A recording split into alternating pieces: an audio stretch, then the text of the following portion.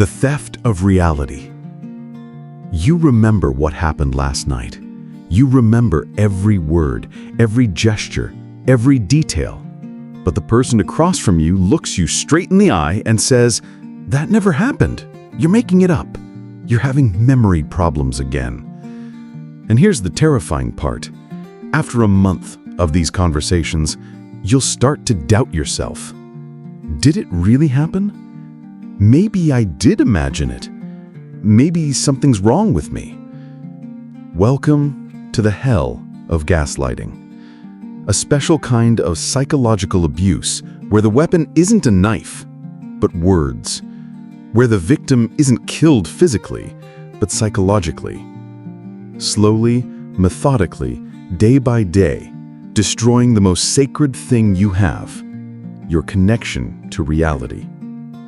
Carl Gustav Jung warned us that the most dangerous form of evil is the one that masquerades as good. The gaslighter doesn't show up wearing a sign that says psychological killer.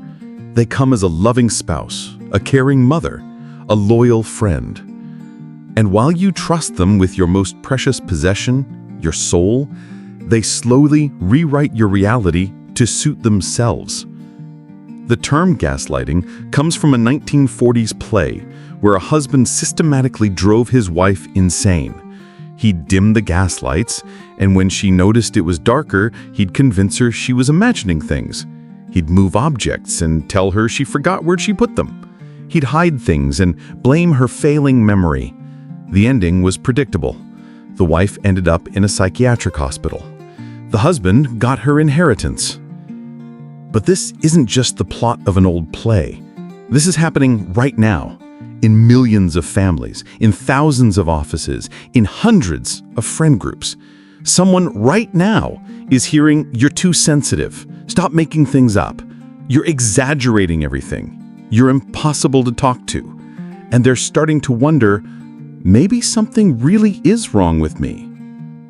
Today, we're going to dissect the mechanism of gaslighting through the lens of Jungian psychology.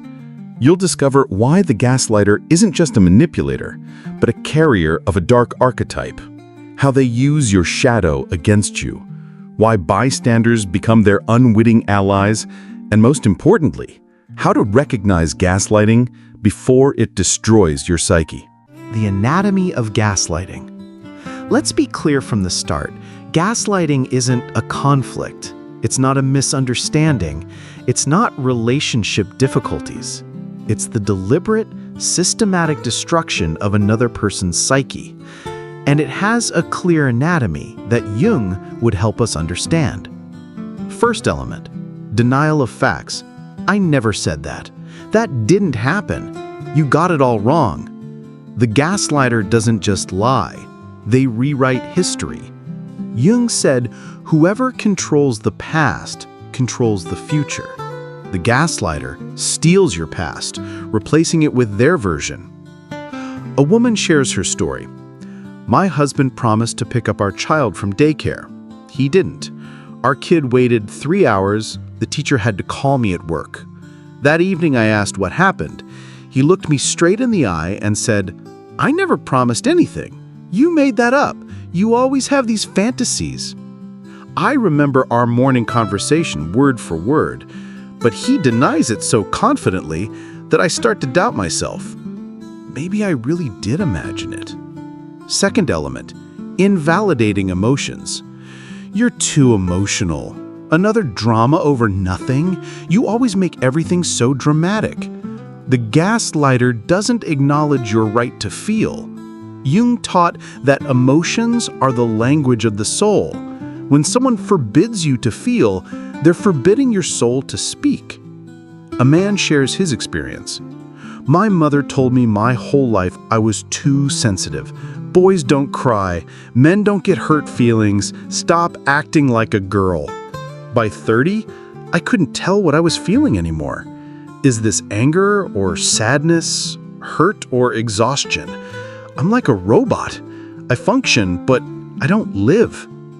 Third element, rewriting reality. You're remembering it wrong. That's not how it happened. You're taking it out of context. The gaslighter doesn't just distort facts.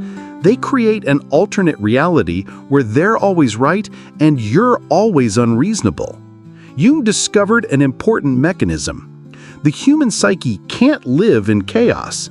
If reality keeps changing, if yesterday's truth becomes today's lie, the psyche starts to break down. Depersonalization appears, the feeling that this isn't happening to me. Derealization, where the world becomes unreal like in a dream.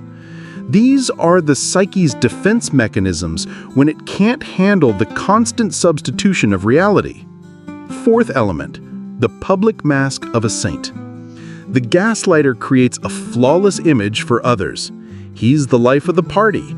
She's a devoted mother. He helps everyone. She's so sweet. Jung called this the persona, the social mask. For the gaslighter, the persona fuses so tightly with their face that even they start believing in their own sainthood. So you try to tell your friends what's happening, but they don't believe you. Come on, he's such a good guy. You're exaggerating. Everyone has relationship problems. Just be patient. And you're left alone with someone who has two faces, a saint for everyone else and a demon for you. The gaslighter's shadow. Now for the crucial part. Why does someone become a gaslighter? Jung would give us a precise answer. The gaslighter is someone completely denying their shadow. Everything dark, weak, imperfect in themselves, they project onto their victim. Look at the typical accusations of a gaslighter. You're crazy. You're hysterical. You're unstable. You don't understand anything. This isn't about you. These are their own fears projected onto you. They fear their own madness, so they make you mad. They fear their own instability, so they accuse you of being unstable. Jung wrote that what we don't acknowledge within gets projected outside. The gaslighter doesn't acknowledge their shadow, their capacity for cruelty, madness, collapse, and this unacknowledged shadow finds a victim onto whom everything rejected can be projected. Real case. A female gaslighter accused her husband of cheating. She'd track him, check up on him, create scenes. Meanwhile, she'd convince him he was paranoid, that he was seeing lovers everywhere. A year later, it came out that she'd been cheating the whole time. She projected her infidelity onto him and gaslighted him so he wouldn't figure it out. Jung described the archetype of the dark magician. This is the shadow side of the wise old man archetype. While the wise old man uses knowledge to help, the dark magician uses it for power. The gaslighter embodies the dark magician. They use psychological knowledge, intuitive or learned, to control another's psyche. Female gaslighters often have an active negative animus, the critical inner masculine voice. You're worthless. You can't do anything. You'd be lost without me. These aren't her words. This is the voice of her inner tyrant that she projects onto the victim. Male gaslighters have an active negative anima, the destructive inner feminine part, cunning, manipulative, poisonous. He doesn't acknowledge this part of himself and projects it onto women. You're manipulating me. You're always making things up. You're impossible. But here's the worst part. The gaslighter is often a victim of gaslighting from their past. A child whose parents told them, "You don't understand anything. We know better. Stop making things up." They grew up and now do the same thing because they don't know any other relationship model. So, what happens to the victim? Jung described the psyche as a self-regulating system. There's the ego, the conscious self. There's the self, the deep center of wisdom. Between them is constant dialogue. The ego asks, the self answers through dreams, intuition, bodily sensations. Gaslighting breaks this connection. The victim stops trusting their intuition. The body screams, "Danger! Run!" But the mind says, "Don't make things up. They're a good person." Dreams show the truth, but in the morning, the gaslighter convinces you those are just nightmares. You're working yourself up. Something terrible happens. The victim's inner voice gets replaced by the gaslighter's voice. You used to think, I did great, I handled that well. Now you think in their words. You're hysterical, you're unstable, you can't do anything right. Jung called this introjection, absorbing someone else's psychic content. Remember the spider metaphor. It injects venom that dissolves the victim from the inside. The gaslighter injects doubt, devaluation, denial, and the victim's personality starts to dissolve. What remains is an empty shell controlled by the gaslighter. A woman, after 10 years of marriage to a gaslighter, shares, I don't remember who I was before him. Don't remember what I loved, what I wanted, what I dreamed about. I'm like a ghost. I walk around, say things, do things, but I'm not there. There's only his voice in my head, telling me what to think, feel, do. Jung spoke of psychic infection, when a sick psyche infects a healthy one. Gaslighting is exactly that, an infection, a virus of doubt that destroys the psyche's immune system, the ability to distinguish truth from lies, yours from theirs, reality from illusion. Here's what's most insidious. The gaslighter often chooses victims with specific qualities: empathetic, sensitive, conscientious. Someone who will doubt themselves, not the gaslighter, who will look for the problem in themselves, not in them, who will take responsibility instead of demanding accountability. Collective blindness. But why don't others see what's happening? Why do they become the gaslighter's allies? Jung would explain this through the concept of the collective shadow. Every family, group, society has things that are denied. Violence, cruelty, madness. These get hidden in the collective shadow. And you need a scapegoat to carry this shadow. The gaslighting victim is the perfect candidate. A family where dad's a tyrant and mom's a victim. But acknowledging this is terrifying. It's easier to make the daughter the problem. She's too sensitive, always dramatizing everything. All the fights are because of her. The daughter becomes the carrier of the family shadow, and the parents remain the good ones. Jung wrote that the masses always crave illusions, without which they cannot live. The illusion that everything's fine in the family, that the parent is loving, that the partner is faithful. The gaslighting victim threatens these illusions, so they're made to stay silent. Don't air dirty laundry. Don't break up the family. Think of the children. All these phrases protect not the victim, but the system. A system where gaslighting is normal, where abuse is called discipline, where destroying someone's psyche is called character building. Cultural gaslighting is its own topic. We were so afraid of raising narcissists that we created anxious, people-pleasing self-critics instead. Just deal with it. Don't stand out. Be convenient. Don't cause problems. Society gaslights everyone who tries to be themselves. You're too much. Too smart means you're a show-off. Too pretty means you're easy. Too successful means you're ruthless. Too honest means you're naive. Whatever you do, there's always a gaslighter ready to tell you something's wrong with you. The stages of murder. Gaslighting doesn't start with screaming, "You're crazy." It starts with love. Or rather, what the gaslighter presents as love. Jung would call this the stage of projecting the ideal image. First stage, idealization. You're special. Only you understand me. I've never loved anyone like this.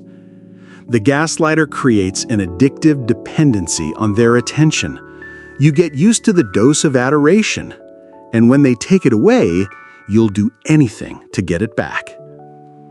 Second stage, first jabs.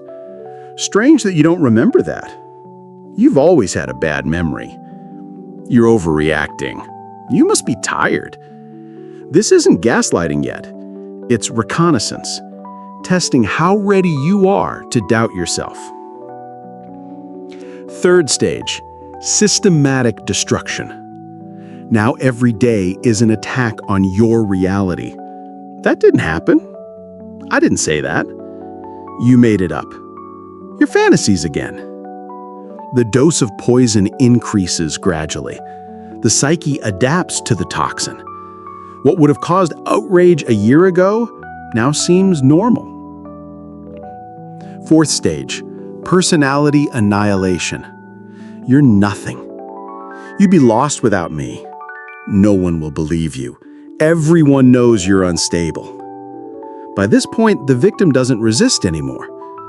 They believe they really are crazy, worthless, unwanted. Fifth stage, the cycle repeats. After complete destruction comes idealization again. I'm sorry. I was wrong. You're the best thing in my life. I'll change. And the victim, starving for love, grabs these crumbs. The cycle begins again. Each time the destruction goes deeper. Jung described this as the ritual murder of the ego. In ancient initiations, a person was symbolically killed to be reborn renewed. The gaslighter murders the victim's psyche, but there's no rebirth, only death, over and over again. The path to recovery. How do you escape this hell? Jung said, until you name the problem, it owns you. First step, call things by their real names. These aren't relationship difficulties. This is psychological abuse. This isn't love. This is gaslighting. Second step, reconnect with your body. Gaslighting cuts you off from bodily sensations. You stop feeling your body screaming, "Danger, run!" Start simple. What am I feeling right now? Where's the tension in my body? Where's the pain? Where's the cold? The body doesn't lie, unlike the gaslighter. Third step, keep a reality journal. Write down facts. What was said, what happened, at what time, under what circumstances. This is your anchor in reality. When the gaslighter says that didn't happen, you'll open your journal and see it did happen. Fourth step, find a witness. Someone outside the gaslighter's distortion field. A therapist, a friend from another city, a relative you trust. Someone who will say, "You're not crazy. Terrible things are being done to you. This isn't your fault." Fifth step, physical separation. You can't heal while continuing to drink poison. You need distance, physical, emotional, financial. This isn't selfishness. This is survival.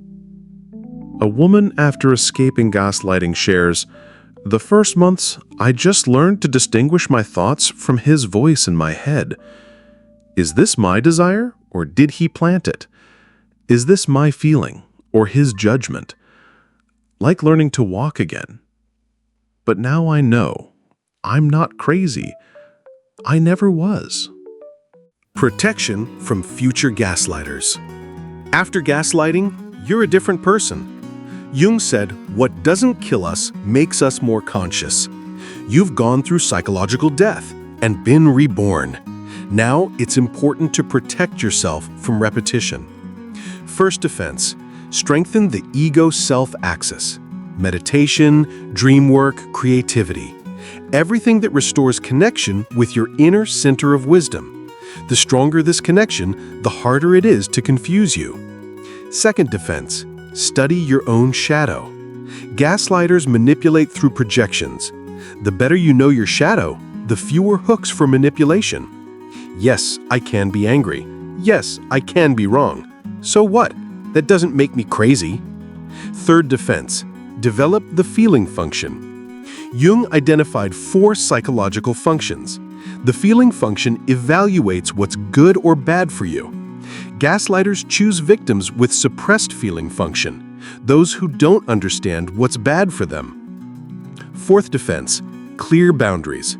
This isn't rudeness, it's psychological hygiene. Someone who violates your boundaries from the first meeting is a potential gaslighter. Doesn't matter how they explain it. Care, love, desire to help. Boundaries are sacred. Fifth defense, trust your intuition. After gaslighting, many stop trusting themselves. But intuition is the voice of the self. It never lies. If you feel anxiety inside, if your body says danger, if dreams show threat, believe yourself, even if the whole world says otherwise. Carl Gustav Jung left us not just a theory, but a weapon against those who try to steal our reality, destroy our psyches, turn us into empty shells. Gaslighting isn't just a toxic relationship, it's psychological murder. But as Jung said, the soul by its nature is indestructible. Even after the cruelest gaslighting, an indestructible core remains inside. The self, your true essence. Recovery isn't returning to your former self. The former you died in the fire of gaslighting. But from the ashes, someone new is born. Stronger, more conscious, knowing the value of reality. Able to distinguish truth from lies, yours from theirs, love from manipulation. Jung wrote, "The privilege of a lifetime is to become who you truly are." The gaslighter tries to rob you of this privilege, to impose their version of who you should be, crazy, unstable, worthless. But that's not you. Those are their projections, their shadow, their madness. The paradox is that many find their true selves for the first time through overcoming gaslighting.